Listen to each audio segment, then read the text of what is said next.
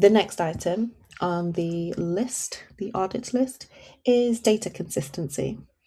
Now, we want to look, when we're looking in the workspace, we're wanting to validate the custom fields that are being used and that the data is being consistent and being captured consistently so that when it comes to reporting, those reports become meaningful.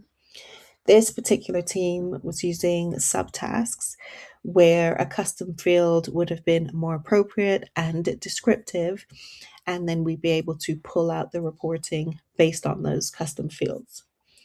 And this one also had inconsistent use of subtasks versus checklists and inconsistent definition of done, as well as adding notes and moving data through the workflow consistently.